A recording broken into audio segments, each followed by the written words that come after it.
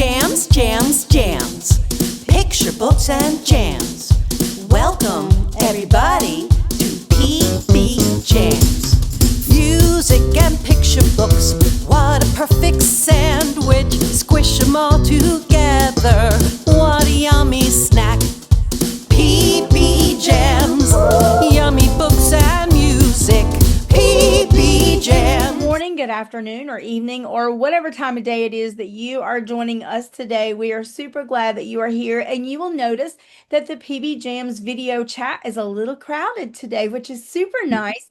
I am joined today by a trio of creators. We have Kevin Kline, who is the author of the book that we're going to be talking about today, which you can see here, and also Sarah Newell and Emma Jackson, who is here with us. And so the three of them work together to create not just this book, but like a whole experience. And so thank you guys for being here and talking with us today. You're Yeah, welcome. pleasure. Yeah, it's so fun for me to get to have this kind of triangulated idea. So I've had musicians on the show that have talked about the musical aspect of making music for kids, and I've had illustrators on, and I've had authors on, and occasionally I've had a musician and an author, or an author and an illustrator. But I think this is maybe the first time I've had all three coming together. So that's pretty special for me, and I love that. It's just a really beautiful tie-in with what I had hoped PBJamz, would be, and bringing together all these things, music and teaching and writing and reading. And so just thrilled to have you guys here and was super impressed. So Kevin reached out to me a while back about this book and said, hey, just thought you might be interested. And I was. And so anyway, here we are, and super glad to be talking about this book, Showdown Symphony. And so, Kevin, I guess I'll start with you. Talk with us a little bit about who had this idea and kind of how all of you came together to create this book and experience. Sounds good. So the book is a bit like Peter and the Wolf in that it tells a story through words and music as well. And I got the idea first actually when my kids were young. We were watching this Sesame Street, one of those little short videos there. There was a bunch of cats and they were walking through the city, and there was a beat poet with, maybe the cello and the drums, a little jazz combo. And I thought it's really neat to see how they're representing the cats through not just the words, but the cadence of the words and the music as well. And I thought it'd be fun to write something like that. I wrote poetry for in college, and it was actually my thesis was poetry, and I liked formal poetry and using sound, and so it began with an experiment of that, of trying to write poetry that sounded not just there were words about a cat, but it sounded like a cat too, and that kind of grew into the entire story. Love that. And I also love that. So I keep saying this experience because it's not just a book. So Emma, can you talk a little bit about that? Why I keep saying it's an experience and not just a book? Yeah, I mean, it's super cool. It's kind of a multimedia thing because there's also the soundtrack accompanying it. So I wrote the music that kind of goes with each animal, each character in the book. And as Kevin said, similar to Peter and the Wolf, where it's not just it's the words, it's the pictures, and it's also the music that all come together to portray all these fun little characters. Yeah, love that. And so, Sarah, maybe you can start off Yeah. this conversation about what that Mhm. creative process was like with the three of you coming together. You know what? There was a lot of back and forth. I didn't meet Emma until much later, after all the illustrations were done. But in the beginning, it's Kevin with a book and a story that is like 99.999% done and everything. And uh, we brainstorm ideas for what the characters might look like and the environment and what kind of dog should be, introduced later on and whatnot. And yeah, there's a lot of technical things that go into it, but it's definitely a partnership, and it's really, really great when you have someone as passionate as Kevin to work with. So. Yeah. So walk me through this process a little bit, Sure. Yeah. Kevin, and then the rest of you can certainly pop in as well. So the book came first, Mhm. right? And so then after that, what was the not necessarily the timeline, but like the order, like how did it all work after that? Sure. Well, you Sure. get a Yeah, go for it. oh, sorry. You get a manuscript, and then in the picture book. Well, I tried shopping it around to different uh, uh, agents and editors, and I tend to, SCBWI conferences. That's the Society for Children's Book Writers and Illustrators. And actually, after, well, so I couldn't find someone who was interested in taking it, and I thought, fair enough. This is a very unusual work, and what I want with it, it is a risk, but I really see its potential in the kind of environments where I'm working, with teachers and music teachers specifically. Mhm. And so I decided to push forward and self-publish it. And so at that point, I began looking for an illustrator. And interestingly, looking at profiles from around the world, because you can do that now. You can Right. hire anyone from anywhere in the world. Yeah. Excuse me. I happened to attend a local SCBWI event, which is about half an hour, 45 minutes from my home, and I met Sarah there, and I saw some of her drawings of a squirrel and a turtle, I think, and I thought, oh my goodness, I Oh think this is our yeah. illustrator. And she just does gorgeous work, and it turns out that she lives about a mile from my house. And so, Wow. yeah, that was, and yes, as she mentioned, I had the manuscript mostly done, but when you start illustrating it and you see, okay, here's what the characters are going to look like, and you talk to other Mhm. people. My wife is a co-author on this with me. She's a school psychologist and brings in a good perspective there. Originally, we had the dad, the mouse, the parent mouse being a dad and not a mother mouse. And there were benefits to drawbacks. We wanted to show a nurturing male character, but then Sure. we thought, well, how about a strong female character? Which one is? They're both great for different reasons, Mhm. but in seeing the illustrations, Sarah, really those initial sketches brought to life these characters. What kind of owl? What kind of dog?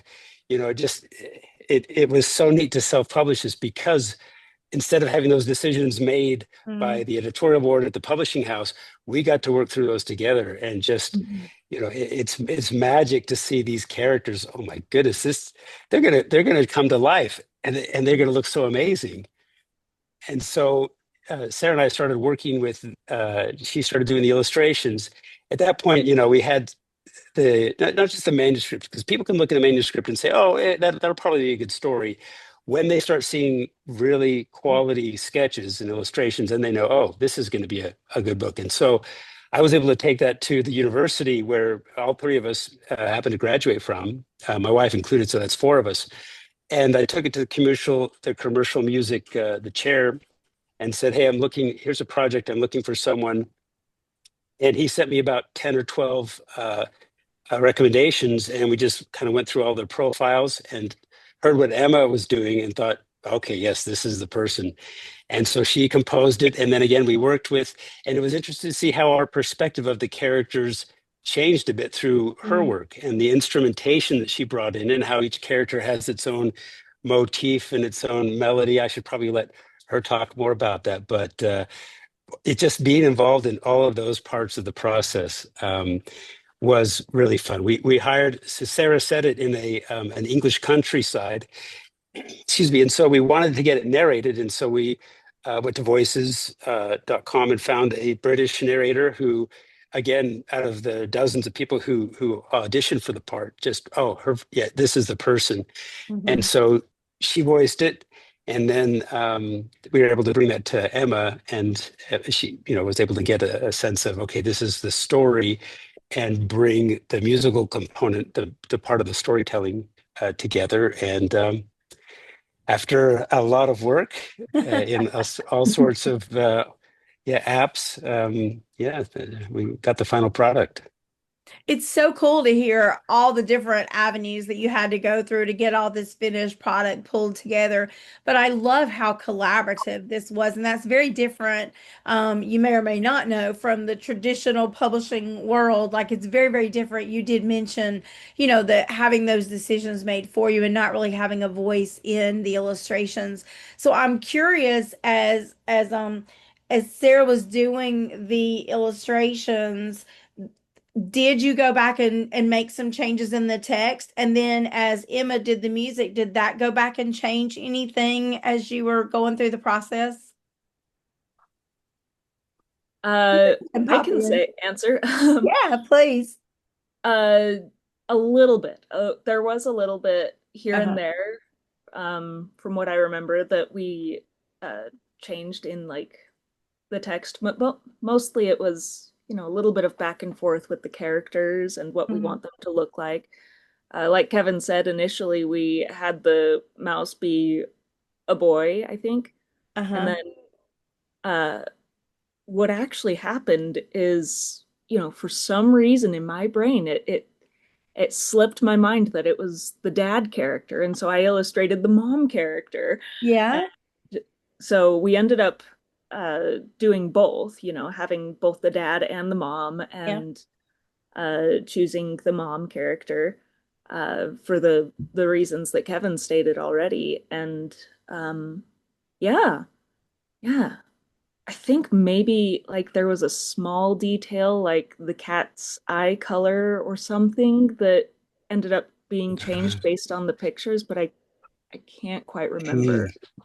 Yeah, one I do remember. At one point, I don't want to spoil the story, but at one point, the mouse is trying to escape from a cat and an owl, and we had the mouse actually bite down on the dog's tail to wake the dog up, and then scare the.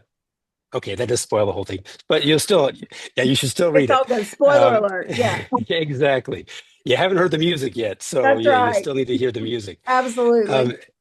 And so the dog, or the cat, the mouse bites the dog's tail. The dog wakes up, scares away the cat and the owl that are chasing the mouse. And seeing that visually, we realized, okay, that might not be a detail that we'd want to show little kids. And that was my wife, the school psychologist, saying, "Yeah, let's not promote kids biting each other." It happens enough already. That's violence right, exactly.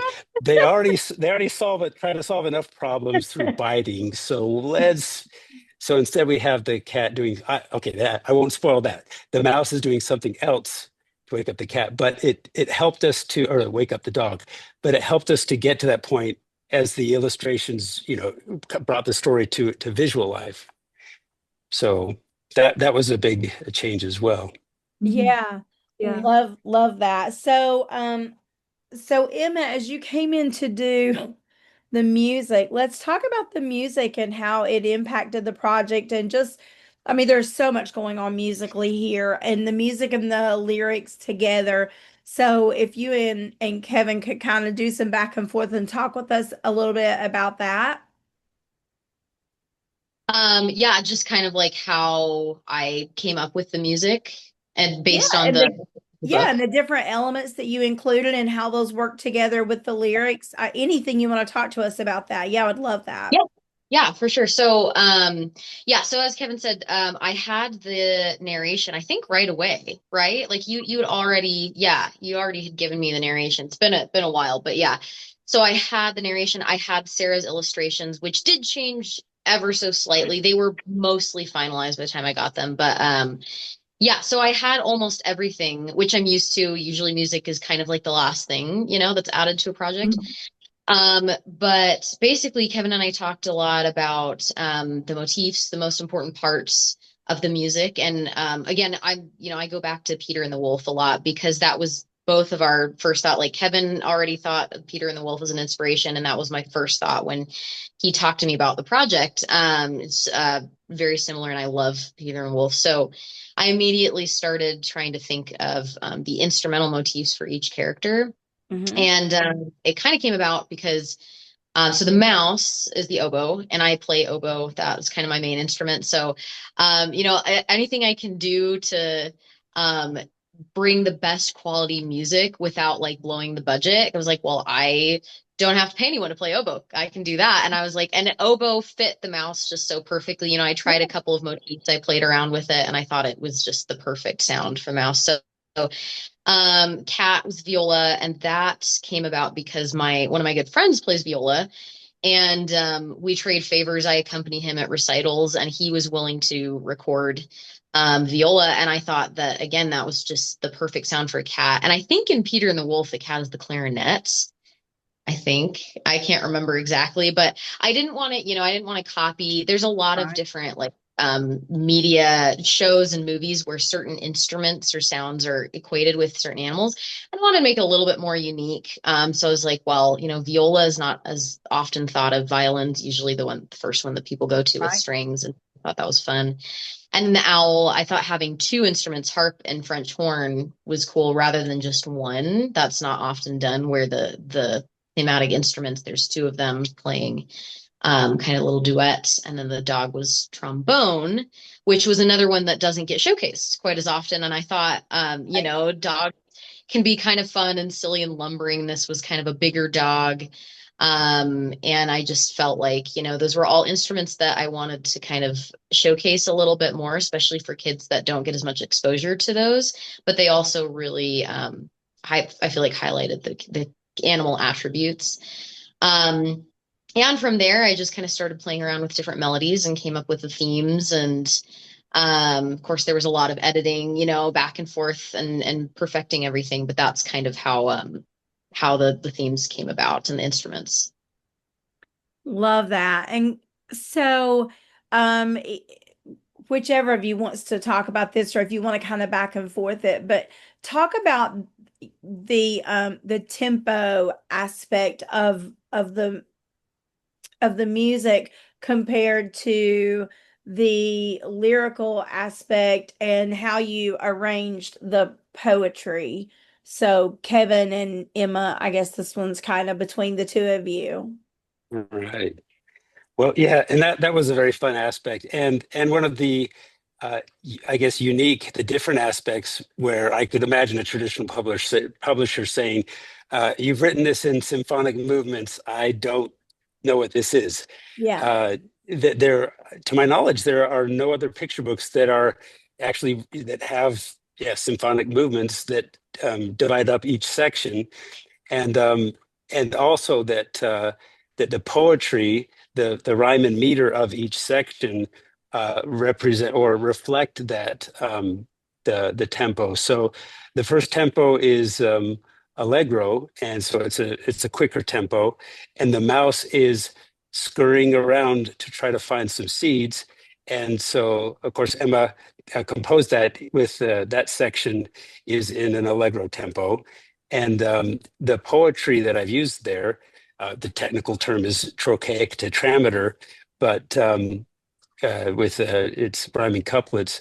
And that the way that you read that, the way that it sounds, the rhythm of it does lend itself to that kind of scurrying, that kind of hurrying type of tempo. And so then at the end of that section, then the cat is sneaking up on it, and that's an adagio tempo.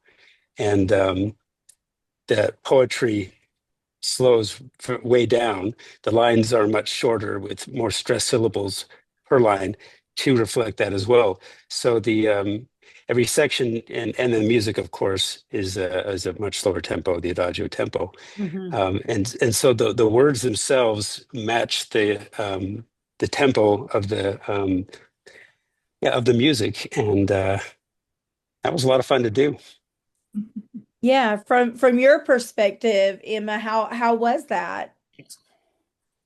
Yeah, so that was a lot of fun because I mean, yeah, it wasn't just the instruments, it was the tempos too that matched the characters. And I think it's really cool highlighting that for kids because that's something that isn't as well known in music. You know, you have to kind of get to a certain level before you understand the Italian tempo terms. There's so Mhm. many of them, you know, and I think it's super cool that So good. yeah, there's a ton. Yeah, Yeah. as you know, and I think it's great that Showdown Symphony is actually teaching kids and exposing kids to that, and you know, and you can kind of equate when you start to listen to a lot of different music.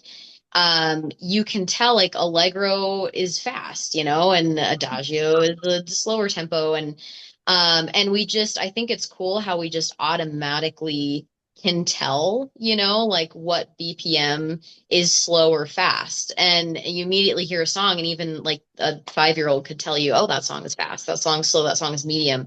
So it's just cool. Like, I think that kids, you know, can put a name to it. And it was really fun. I actually didn't know that about the poetic meter. I don't know a lot about poetry, but that's cool. I actually, that's a news to me. I didn't realize that, like, you know, you were using all those different poetic meters, and I just knew that like the poetry, like the words lined up really well with the different tempos, and with the different animal personalities too. So it was a lot of fun to work with. For sure. And I have to say, Emma, I love that you highlighted those instruments that don't get highlighted quite as often as you were talking about with the motifs, the oboe and the viola and the double up with the owl and then the trombone. Like that's really cool that you chose some instruments that that don't get their time in the spotlight quite as often. So I love that about it from a music teacher perspective. Like that gives me a lot of ground to grab hold of with my students as well as the tempo pieces. So for sure, musically, there is a lot going on as well as lyrically, and the illustrations, Sarah, are just beautiful. They remind me a little tiny bit. I'm going to show my age here, which I do often. I'm not ashamed of it. It's all good. But I don't know if you guys know the picture book Miss Susie from like way back in the 1960s, I guess, or maybe even earlier.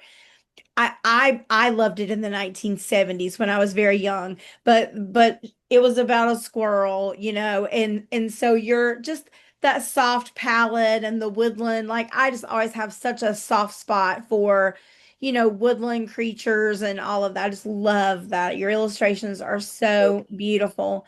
Um, I'd love to hear from each one of you from your unique perspective. Like you can approach it a couple of different ways. So either something that you really hope that people don't miss from your aspect of the book, like the lyrics you hope they really pay attention to, or the illustration that you really, really hope that they something in the illustrations that you really hope they pay attention to, and equally in the musical component. So can each one of you kind of give me like either your favorite or just that one thing that you really hope people catch, pay attention to, or don't miss? Kevin, I'll start with you. All right, that's a great question. Yeah, thanks, Tanya. Yeah. Of course, I'd love if people did notice that about the each section, each movement has a different poetic, yeah, like I said, rhyme and meter. And most poetry or picture books that are rhyming, the conventional wisdom is just to stick with the same rhyme and meter all the way through. And it was fun to uh, just disregard that convention for the sake of telling the story in, I Right. think, a more complete way. So that the words actually matched the illustrations and the music. So that would be something to pay attention to. Another thing that we did, there was a lot of work that went into the book itself and producing. As you see, there's a poster behind you, Tanya, and behind me too. This is an instrument families poster. So because I'm a teacher, when I was a teacher, I thought, okay, how can uh, teachers, music teachers and elementary teachers, how can they use these materials the best ways possible? I'd love for them to help teach their kids with it. And so we have a bunch of ELA standards based and science standards based worksheets for second through third grade, looking to probably go to first and fourth as well. But for music teachers, I have a bunch of slideshows that Google Slides and then PowerPoints that showcase tempo and timbre and motif, all the different aspects of musical creation, these elements that help create story that tell story in music. And so, yeah, I would love for teachers to be able to make use of those as well. We even had Sarah drew little cartoon characters, pictures of each of the characters. And so we've had a lot of fun. We've done a few readings, both in schools and in bookstores. And we'll play, I'll read the story. And then because the music's playing, the characters, the little kids there, they can act out what the cat is doing. And so the cat will kind of creep like this while the music's playing, and then the owl is flying. And then, so it's fun to have, you give each kid a little puppet there, and they can help tell the story. So it's a very participatory, it's very interactive type of read aloud. That's been a lot of fun to do. And so, yeah, anyone who gets the book, especially music teachers, I just love for them to know all of these resources that can make it a really fun experience and educational for their kids. Yeah, that's phenomenal. That's phenomenal. So Sarah, talk to us from the illustrator perspective. What do you really hope people notice? Oh gosh, I don't know. There's a lot of fun little Easter eggs in the illustrations, particularly the end pages, which I really love. Let's see. In the last page of text, you actually see the dad character that we started out with. Yes. So that was kind of fun. Yes. Let me think. You know what? One of the things that I love is just this tiny detail. In each of these pages, we have like tiny, tiny little musical notes that flow through some of the smaller details and elements. And sometimes they're a little bit more obvious and sometimes less so. Oh, wonderful. It's just delightful, Yeah. It's fun. That is fun. Super cool. So, okay, guys. So you got to be on the lookout for the Easter eggs, the little musical notes, and check out the dad. That was one of my favorite spreads. Yeah. That last too. spread. Yeah, I love that one. Yeah. I just love doing that one. Yeah, a lot of fun. So Emma, from a musical perspective, what are you hoping that people really grab hold of or don't miss out on? Yeah, so we talked about obviously the instruments and the tempo, but then the third really big component is I guess just the composition itself, like for instance, it would be fun if people picked up on like with the compositional techniques that I use, like with the cat and the viola, the slides, because it literally says like the slink slide, or and so the viola is going, duh, it's kind of sliding on the string there. And so just little details like that. And there's also actually, Kevin, I think I don't remember if I did this initially. I think it was an edit we did later on where Kevin asked if we could have some very brief little returns to some of the themes, but major versus minor. Like I think there's one part, it was with either the cat or the owl. I can't remember exactly, but there's a part where like one of the earlier little bits of the theme is minor, but then it turns major in the end because, it's happy ending. And so just little things like that to kind of match what's going on, and basic, like, music theory stuff like that maybe listeners that have a little bit of musical knowledge might catch. Yeah, very cool. Yeah, I love that part. And I did put it in one of those slides, those slideshows, because the cat or the mouse is originally scurrying around and he's got his motif looking for, and he sees, and it's happy. But then when he's confronting both the cat and the owl, he's trying to talk his way out of it. And there his motif goes into a minor key because that's right. Sorry. he's scared. Yeah. Major No, and that's minor. totally fine. Right. Yeah. And then, and so, yeah, I've got those little clips put into a slide, and then the kids listening, we play each of those, the motifs, just the isolated motif, and the kids can identify, okay, which part of the story is playing which one of those versions of the motif. And yeah, they'll recognize, oh, that sounds a little scary, and so yeah, I Right. bet that's where the scary part in the story. And then they go back and listen to it. Oh, yes, that's right. Yeah. So it was yeah, just great to have those, just that part of the storytelling. Yeah, so fun. So before we wrap up, I would love to hear from each of you again about what is coming next. Do you have projects that you'd like to share with us? If you have anything coming down the pipeline, um, yeah, like what's next for you, Kevin? Well, I've talked to the three here, talked to us about what would be really fun. And because this is self-published, it's self-funded. And so uh, we'll hopefully get to it sooner rather than later. But that is to do basically of all these four quartets. So we've got the fall version. This is a fall book.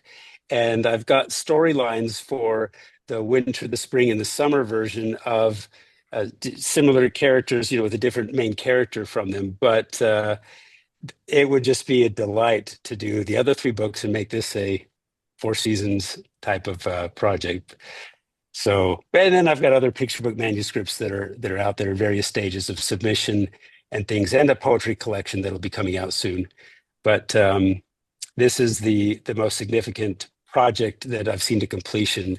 And again, working with these two was wonderful. I'm not going to commit them on air here, but I sure did enjoy working with them. So, But he's putting it out there, girls. He's putting it out there. There's no taking it back now. right. It's out in No, the universe now. Yeah. Yeah. Love it. So how about you, Sarah? What's coming up next for you? Do you have any other projects that you'd like to share with us? Yeah, I'm still in talks with them, with my agent and the publishers, but I do have two projects coming down the pipeline. I can't say much about them, but one is Yep. a book and one is a board game. So it'll be fun. Unique takes on old ideas, which I'm always a big fan of. Yeah. So just stay tuned, I suppose. Yeah, you can subscribe to my newsletter, which I frequently neglect Yeah.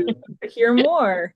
Yeah, I feel you. I neglected my last one. It's late and I'm just gonna skip it and get to the next one. So I totally feel you there. That's the hardest part of the job, right? It is The challenging sometimes. Yeah. business and marketing, right? Juggling all the things, juggling all the things. That sounds so fun. And I love Yeah. that you were talking about illustrating board games because I Mhm. think like that's not something I think about as a non-illustrator. Like I do not have an artistic bone really in my body. So I don't think about the fact that like somebody has to do those illustrations and that's one of the jobs that you guys can do. So that's very cool. It's really fun. Yeah. There are so many amazing artists out there that do such incredible work. So, Yeah, awesome. So fun. thank So, you. and I'm going to link up, guys, those of you watching, I'm going to come back to you, Emma. I haven't forgotten you, but those of you watching, so I'm going to link up all the things that they share with me below, the links, so you can sign up for the newsletters and check out the websites and all the fun things that they're doing so you can stay in touch with all of them